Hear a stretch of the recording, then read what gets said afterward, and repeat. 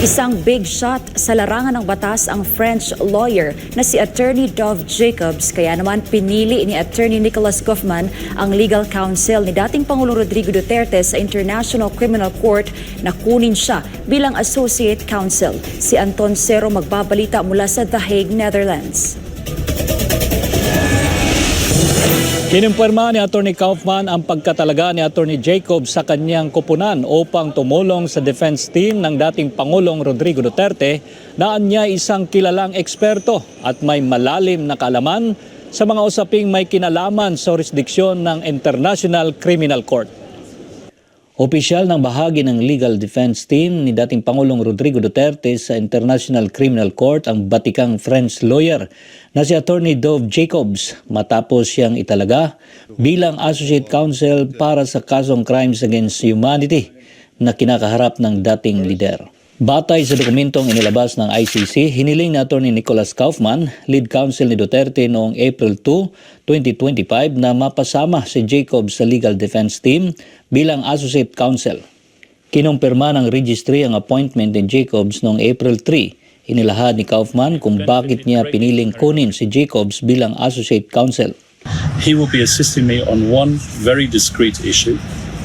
He's an international humanitarian lawyer and academic, very well known.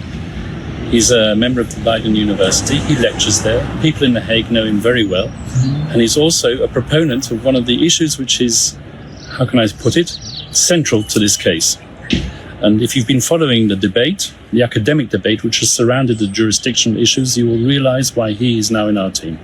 Dagdag pa ni Kaufman, isang big shot si Jacobs sa larangan ng batas. As far as I'm concerned, he's an extremely big shot. But then that's just my view, okay? I wouldn't have hired him if I felt he wasn't a big shot. I only hire big shots. Dagdag pa ng abogado, ipaglalaban niya si Duterte hanggang sa huli. Until the end, until he is walking out of that prison here. Samantala, sinagot naman ni Kaufman ang pahayag ni Jose Clear Castro ng Presidential Communication Office na magiging mahirap ang pagtatanggol kay dating Pangulong Duterte. Gayunpaman, sinabi ni Kaufman na mananaig pa rin ang prinsipyo ng presumption of innocence sa kaso ng dating Pangulo. Well, first of all, I'm glad that the palace has acknowledged the basic presumption of innocence because the former president is innocent until proven guilty.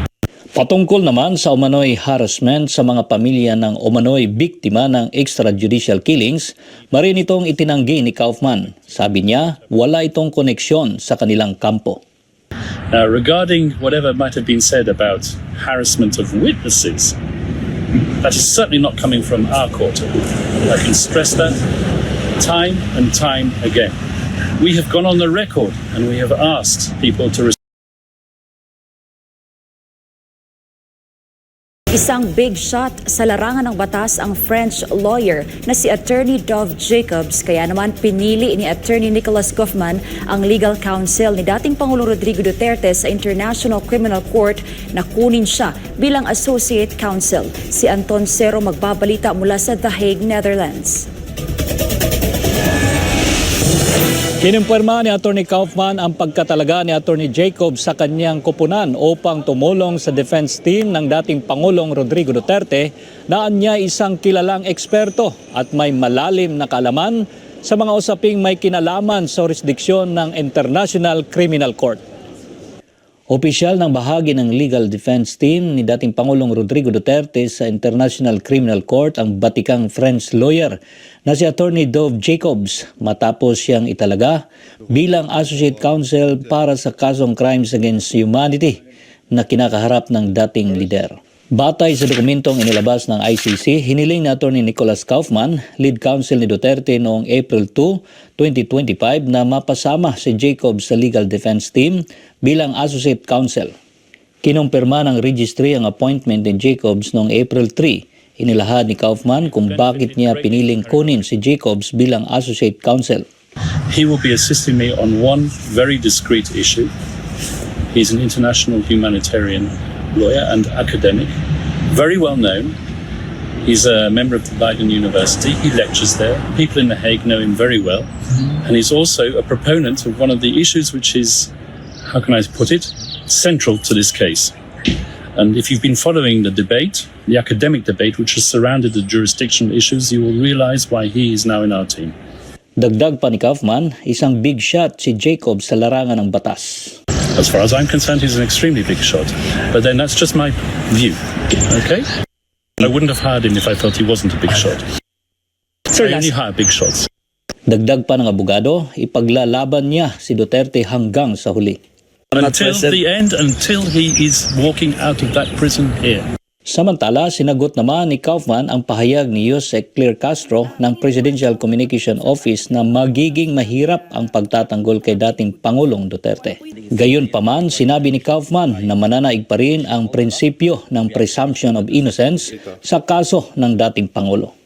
Well, first of all, I'm glad that the palace has acknowledged the basic presumption of innocence because the former president is innocent until proven guilty. Patungkol naman sa umano'y harassment sa mga pamilya ng umano'y biktima ng extrajudicial killings, marin itong itinanggi ni Kaufman. Sabi niya, wala itong koneksyon sa kanilang kampo. Now, regarding whatever might have been said about harassment of witnesses, that is certainly not coming from our quarter. I can stress that time and time again. We have gone on the record and we have asked people to